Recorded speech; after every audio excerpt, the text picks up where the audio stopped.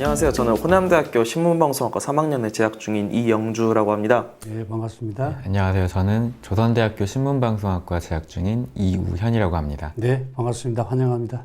저는 강주지방고용노동청장 김양현입니다.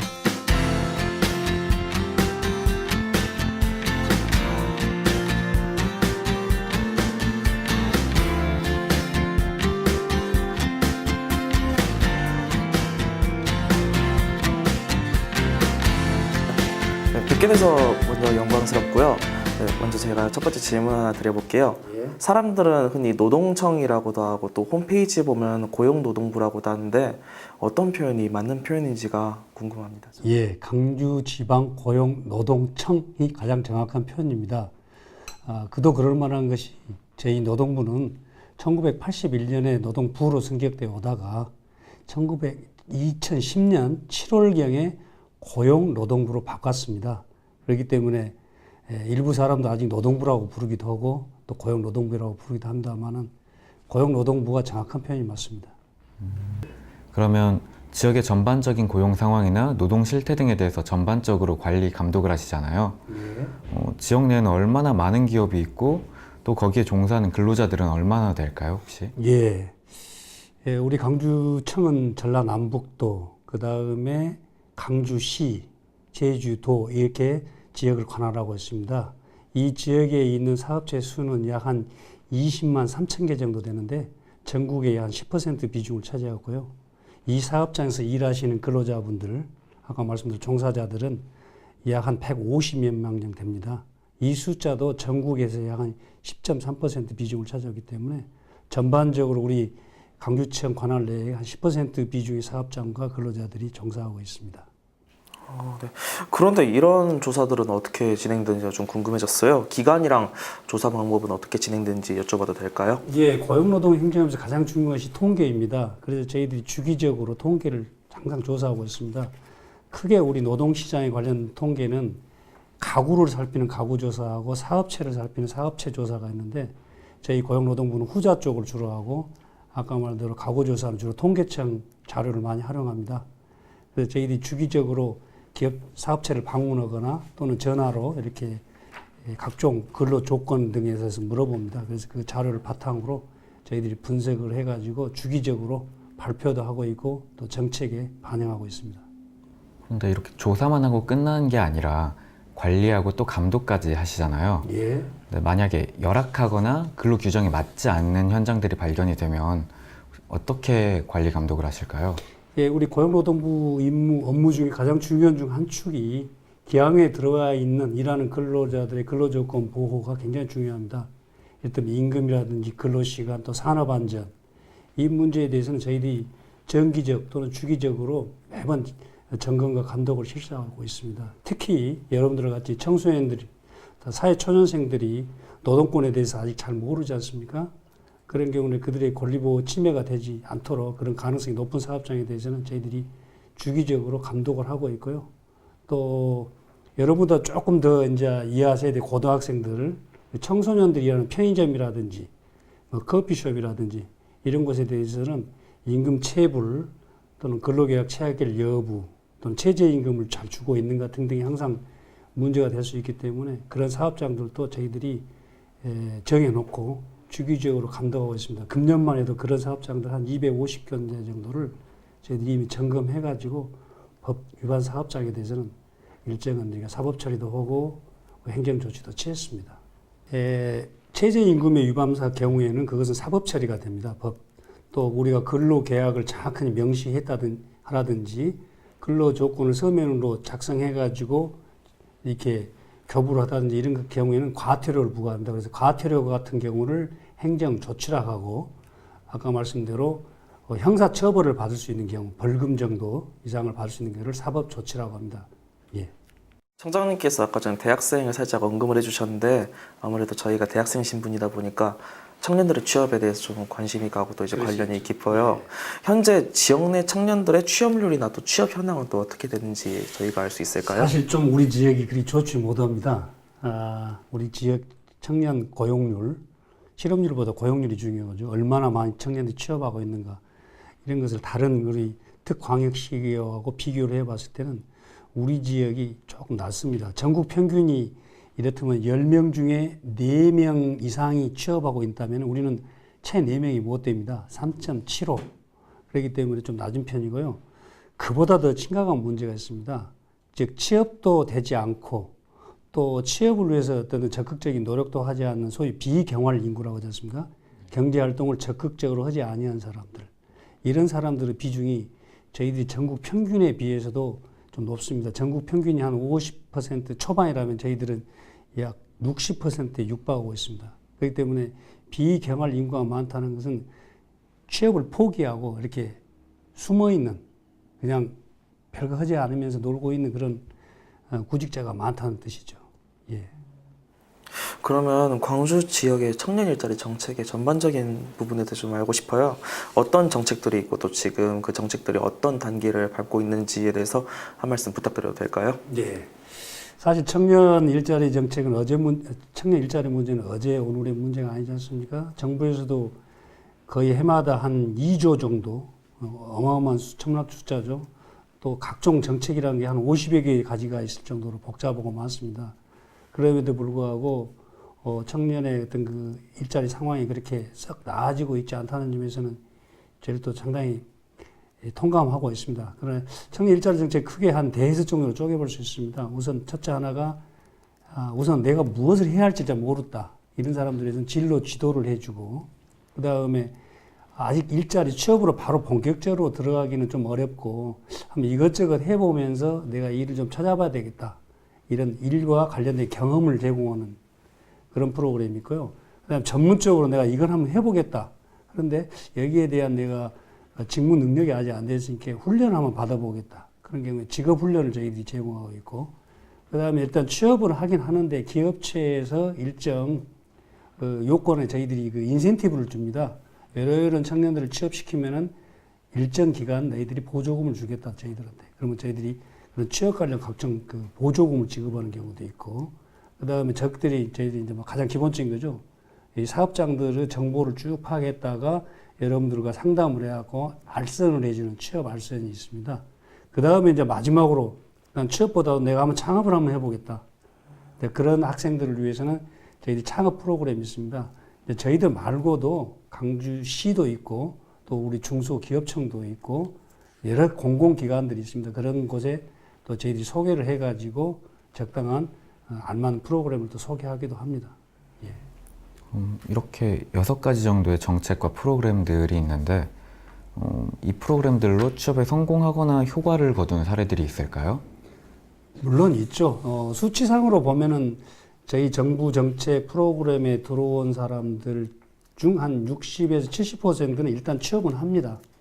다만 그 취업이 좀 지속되거나 또 그 임금 수준 등 이런 것들이 좀 그래도 만족할 만한 수준이 되느냐 이런 질적인 문제에서는 저희들이 좀 부족한 면이 있다고 봅니다만은 금년만도 청년 인턴제 598명이 들어와 있고요.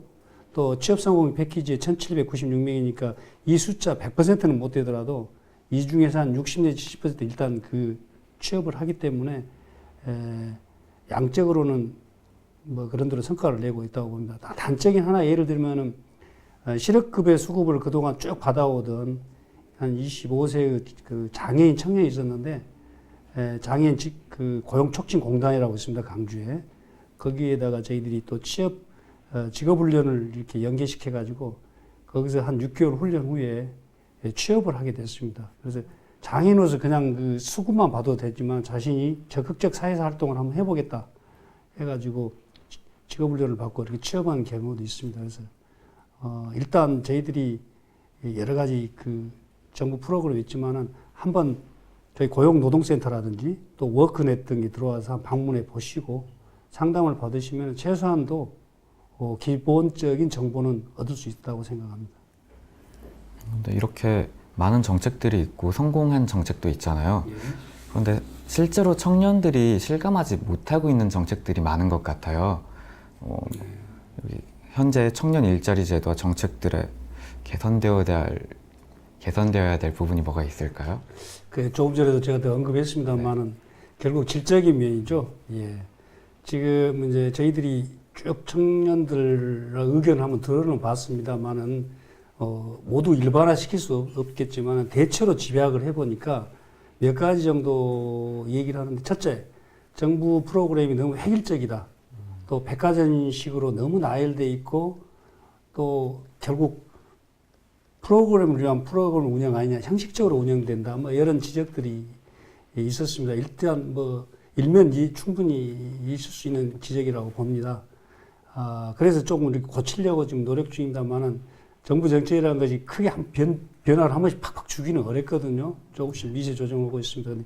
대표적으로 이제 취업 성공 패키지라는 프로그램이 가장 대표적이기 때문에, 그것은 금년도 우리 본부 차원에서도 한번 전국적으로 한번 고쳐볼 생각인데, 몇 가지로 생각하자면, 우선 그동안 참여 기간을 경직적으로 8개월 운영했습니다. 그래서 필요하다면 좀 짧게, 좀 탄력적으로 운영도 해보고, 그 다음에 우리 중앙정부, 그리고 우리 고용노동부에서 운영하는 프로그램에만 들어와야지 지원을 해줬는데, 지방자치제라든지 또는 다른 데서 하고 있는 프로그램에 참여해도 저희들이 지원을 주고 또 그 연결을 시켜준다든지, 또 단적인 하나 예를 들면 직업훈련 같은 경우도 우리가 어떤 과목에 한번 들어가면 전 과목을 수강해야 되든지, 또 한번 들어가면 뭐 최소한도 뭐 3개월, 6개월까지를 꾸준히 단계한다든지, 또 이 교과목에서 저 교과목으로 이동을 못하게 하다든지 그랬는데, 그런 벽과 규제를 조금 풀어가지고, 이를테면 뭐 주말반 풀로 하루 일주일 다니다가 내가 일이 생겨서 주말에만 다니겠습니다 경우도 옮겨주고, 그런 식으로 해가지고 좀 탄력적으로 운영해 볼 계획입니다. 예. 네, 청장님의 이제 개선해야 될 점 잘 들었고요. 한 가지 질문 하나 드려볼게요. 얼마 전 국정감사 때도 이런 질문이 나왔었죠. 청년 취업 해결을 위한 방법 중 하나로 대학 현장 실습이 지금 진행 중이잖아요. 네.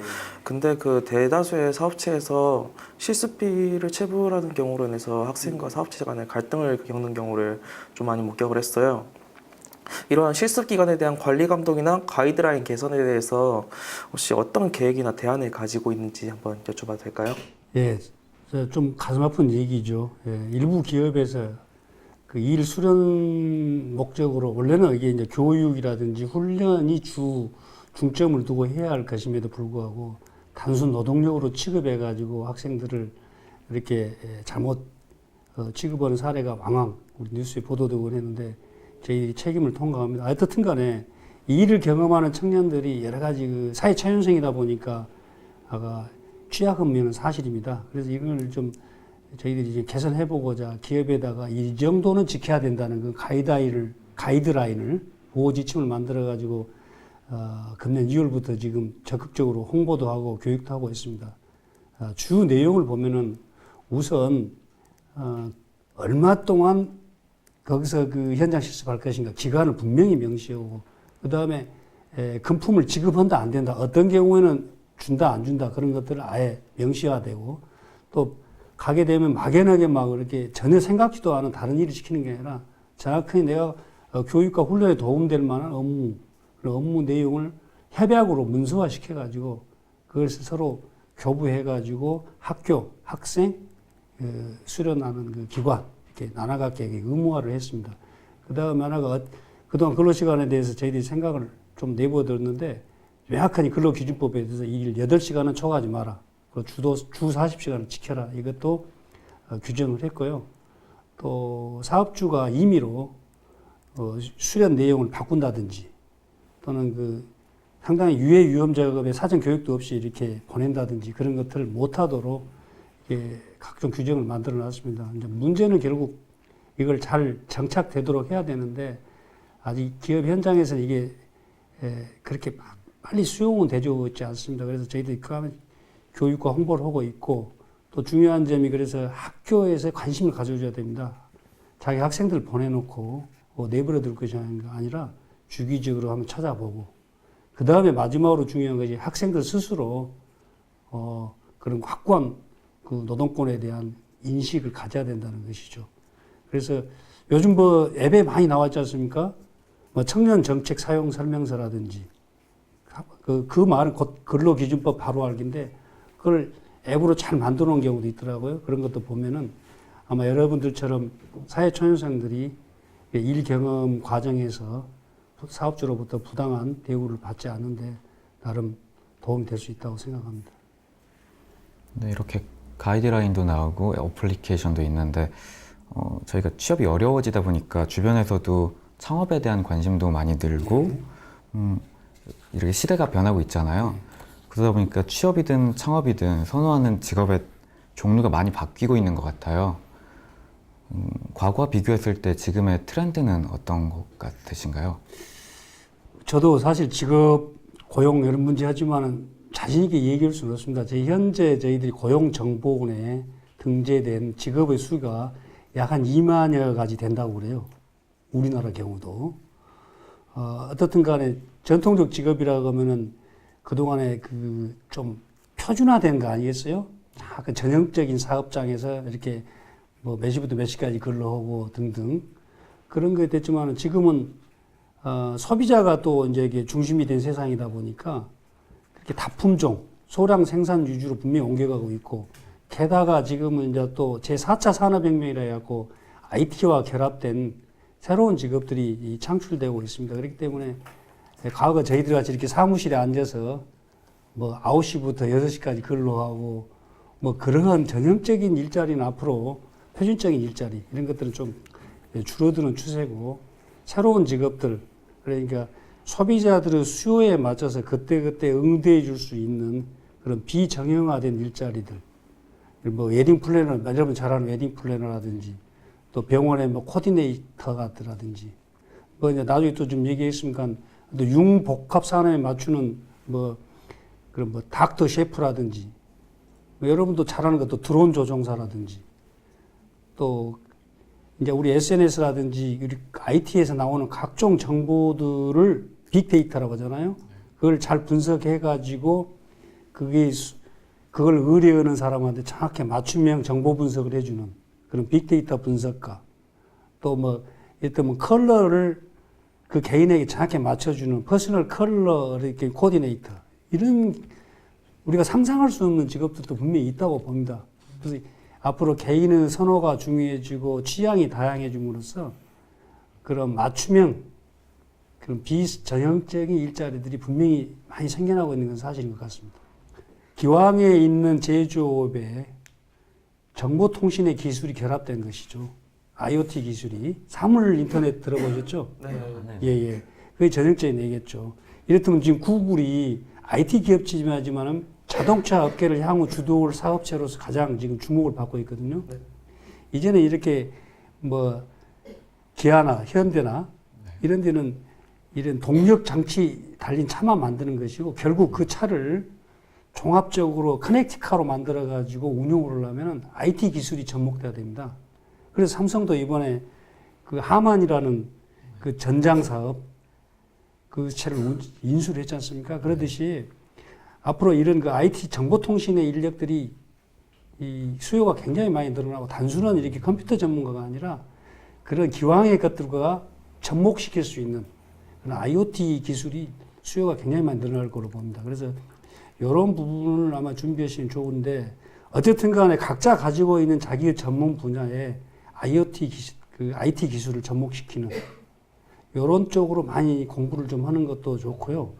그 다음에 이제 인문학, 자연과학, 뭐 문과, 이과 이런 것은 이제 구태의연한 나눔이라고 봅니다. 이것들이 이제 융복합되는 그런 학제 간에 서로 섞어지고 거기서 새로운 것들이 나오는 그런 쪽으로 공부를 지금 정부도 그렇고 교과 편제도 바꿔가려고 하기 때문에 그런 식 공부를 좀 해야 할 것 같고요. 그 다음에 우리가 한번 배운 기술과 지식이라는 것이 10년, 20년은 못 갑니다. 늘 그걸 업그레이드를 해야 되고 하기 때문에 이제 평생 학습이 일반화돼야 할 겁니다. 그래서 옛날에 학사, 석사, 박사 이렇게 따는 학위적 개념이 아니라 가까운 인근에서 내 기술과 지식을 언제라도 익힐 수 있는, 업그레이드 시킬 수 있는 그런 상시 학습 체제 그런 것들이 완비될 것이기 때문에 그래서 정부도 그런 차원으로 준비하기 때문에 여러분도 거기에 관심을 가지고 내가 알고 있는 것이 전부가 아니다는 것이죠. 그래서 늘 내가 알고 있는 것을 바탕으로 그것을 좀 더 확대, 넓혀가는 것, 타 분야로. 이러다 보면은 아마 자기에게 적성이 맞는 좋은 어떤 기회가 생길 수도 있다고 생각이 듭니다. 저도 지금 4학년이라서 취업을 앞두고 있는데 취업에 대해서 막연한 점이 많았었는데 여기에서 지금 말씀 듣고 IoT 관련이라든지 앞으로의 변화에 관해서 조금 더 민감하게 움직일 수 있을 것 같아서 정말 좋았고요. 마지막으로 질문을 드리자면은 청장님께서 보시기에 취업의 당사자인 저희 젊은이들이 어떤 변화에 노력을 기울이고 있으면은 앞으로의 청년 문제 해결에 도움이 될 것이라고 생각하시는지 알고 싶습니다. 예. 사실 뭐 모든 학생들이 일자리 찾기에 이 청춘을 보낸다는 것이 안타까운 현실이죠. 뭐 이런 기회를 여러 번 갖지는 않았습니다만은 늘 나눌 때마다 드리고 싶은 말씀이 자신이 좋아하는 것을 우선 빨리 찾고 그쪽으로 한번 그 매진을 해보자. 그런 말씀을 드리고 싶어요. 우선 부모님의 어떤 조언, 기대, 주위의 어떤 그 기대, 조언, 물론 있겠지만, 그러나 문제는 내 인생은 내가 사니까 내가 맞는 일자리를 찾아가겠다라는 생각으로 조기에 자기 진로를 빨리 결정하고 일단 그쪽으로 달려보는 게 중요하다고 생각합니다. 저는 속도보다 방향이다. 정확한 방향을 세우면은 그렇게 빨리 가고 늦게 가는 게 중요치 않거든요.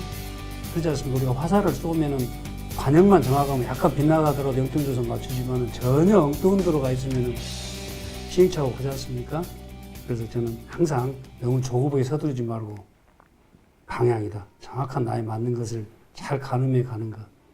그런 말씀을 꼭 드리고 싶습니다. 꿈을 현실로 바꾸는 것은 말처럼 쉽지는 않을 겁니다. 부단한 노력이 필요하고 뭐 그렇지만 일단은 좀 자신감을 갖고 기죽지 말고 그리고 저희들도 정부도 여러분들에 의해서 최선을 한번 다 해보겠습니다. 오늘 이렇게 같이 찾아와 주셔서 진솔한 대화를 나눈 것이 저도 굉장히 감동 깊고요. 또 정책을 할 때마다 늘 이런 때가 있었다를 생각하면서 그렇게 신중하게 생각하면서 일하도록 하겠습니다. 감사합니다. 감사합니다. 화이팅!